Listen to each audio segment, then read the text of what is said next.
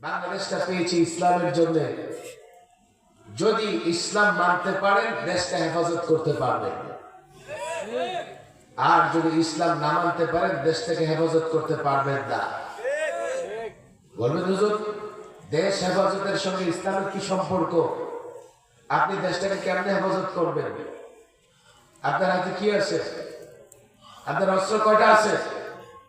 আপনার জনগণ কয়টা? আপনার সঙ্গে পৃথিবীর কোন রাষ্ট্রের বন্ধুত্ব আছে যারা আপনাকে সহযোগিতা করবে?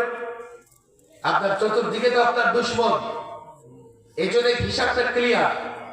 কেউ বস্তুবাদী, কেউ ইমানবাদী, ইসলামবাদী। যারা বস্তুবাদী, যদি আপনারা বস্তুবাদী হয়ে যান, কিংবা যারা বস্তুবাদী, তারা দেশ হেফাজত করতে পারবে না। কেন? আমাদের হাতে বস্তু কম, আসবাব কম, ইনস্ট্রুমেন্ট কম, অস্ত্র কম। আর আঘাত যে রাষ্ট্র করতে চায়, প্রতিবেশী রাষ্ট্র, তাদের জনসংখ্যা 150 কোটি, তাদের হাতে এটম বোমা আছে। তাদের সঙ্গে ইসরায়েলের সম্পর্ক, যাদের হাতে শত শত এটম বোমা আছে, তাদের সৈন্য বেশি। আপনি কি করে লড়াই করবেন?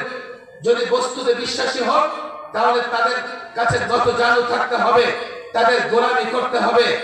আর যদি গোলামি করেন, নিজের ইজ্জত বাঁচাতে পারবেন না, ঈমান বাঁচাতে পারবেন না, দেশ বাঁচাতে পারবেন না, মায়ের ইজ্জত বাঁচাতে পারবেন না, বোনের ইজ্জত বাঁচাতে পারবেন না, কন্যার ইজ্জত বাঁচাতে পারবেন না, লড়াইও করতে পারবেন না। করবেন কি? গোলাম হয়ে যাবেন। আর যদি ঈমানবাদী হন, ইসলামবাদী হন, ঈমানবাদী ইসলামবাদীদের বিশ্বাস বস্তু নয়। তারা মনে করে বস্তু আর অস্ত্র হলেই হবে না, আল্লাহর সাহায্যে মুসলমান বিজয়ী হয়। তারা মনে করে আমার হাতে যাই কিছু থাকুক না কেন, তা নিয়ে যদি আল্লাহর উপর ভরসা করে রণাঙ্গনে নেমে পড়ে, কাফের বেঈমান আমার মোকাবেলায় টিকবে না। আপনি বলবেন এটা কি সম্ভব? ১৫০০ বছর পরে এসে আফগানি তালেবানরা দেখিয়ে দিয়েছে, হকের পক্ষে থাকলে, ইসলাম প্রতিষ্ঠায় লড়াই করলে, নেটো কাফের রাষ্ট্র একত্রিত হয়েও তাদের কিছুই করতে পারবে না। ২০ বছর আফগানে বোমা নিক্ষেপ করা হয়েছে।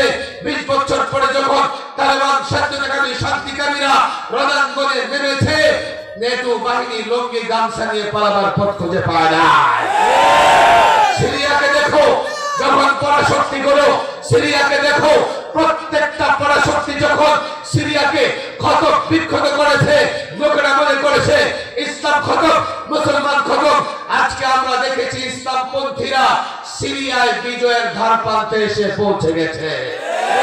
যদি ঈমানবাদী হও, ইসলামবাদী হও, পরিষ্কার বলি, কাফের বেঈমান হিন্দুত্ববাদ ইসকন তাগত তোমাদের মোকাবেলায় টিকতে পারবে না। তোমরা বিজয়ী হবে, দেশ হেফাজত হবে, ঈমান হেফাজত হবে, ইজ্জত হেফাজত হবে, আল্লাহর কসম দুনিয়ার কল্যাণ হবে, আখিরাতের মুক্তি হয়ে যাবে। বস্তুবাদী হব না ঈমানবাদী হব?